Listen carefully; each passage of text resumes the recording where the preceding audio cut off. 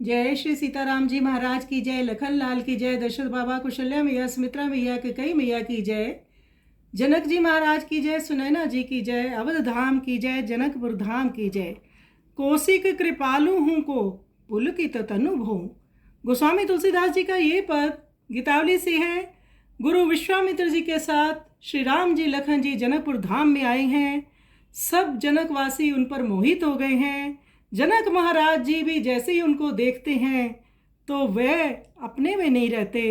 वह कहने लगते हैं ये बालक कोई मुनिपुत्र हैं या राजकुमार अथवा पर ब्रह्म और जीव हिरण्यगर्भ भी जगत में उत्पन्न हो गए हैं। ये दोनों लालन रूप समुद्र के रतन अथवा छवि रूप रमणी के सुललित लोचन तो नहीं है, अथवा ये दोनों अश्विनी कुमार कामदेव ऋतुराज बसंत अथवा श्री विष्णु और महादेव ही मनुष्य का वेश धर कर आ गए हैं, अथवा आपने अपने सुकृत रूप कल्पतरु के सुंदर फल ही पा लिए हैं। ऐसा कहकर जनक जी स्नेहवश विदेह हो गए। वे अपने शरीर की सुधि भूल गए। उनका शरीर पुलकित हो गया, हृदय में अनंत नहीं अटता था तथा नेत्रों में जल छा गया। जनक जी के मृदुल मनोहर और भक्ति रस भरे सुमधुर वचन विश्वामित्र जी को बड़े ही प्रिय लगे। जनक जी के ये वचन सुनकर परम कृपालु विश्वामित्र जी का शरीर भी पुलकित हो गया। उनके हृदय में अनुराग उमंगने लगा। उन्होंने सभा के भाग्य की सराहना की। जनक जी की दशा देखकर उनका चित्त कहने के लिए प्रवृत्त हुआ। वह कहने लगे, राक्षस लोग मेरे यज्ञ में विघ्न डालते थे। मैंने सोचा ये पापी हैं, इनसे प्रीति करना तो उचित नहीं है और शाप देने में भी बड़ा पाप लगता है। अतः यज्ञ रक्षा के लिए मिश से ही मेरा अयोध्यापुरी में जाना हुआ। मैंने दशरथ जी से उनके प्राणों से भी प्यारे पुत्र मांगे। सत्य संत दशरथ जी ने मुझे तत्काल इन्हें दे दिया। यद्यपि इनमें अधिक स्नेह होने के कारण उन्होंने बड़ा शोक सहा और उनका घर सूना सा हो गया। उस समय इनके मस्तक पर काक पक्ष हाथ में खेल के तरकस और धनुष बाण थे।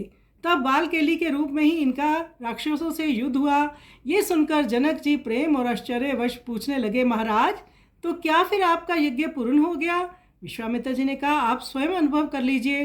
तब ब्राह्मण लोग महाराज जनक और मंत्रीगण आपस में कहने लगे, हमें तो शिव जी का धनुष कल्प वृक्ष हो गया कि शिव जी का धनुष का ये जो संकल्प हुआ उसी से ये राजकुमार यहाँ पर आए। राजा जनक की रीति सुन तुलसीदास के मन में भी प्रतीति और प्रीति उत्पन्न हुई।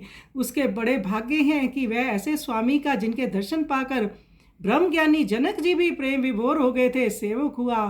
तुलसीदास जी भी महाराज आनंदित हो गए कि जनक जी महाराज भी इतने सुंदर इनको देखकर भाव में चले गए हैं। तो आइए सुंदर पद का हम श्रवण करें।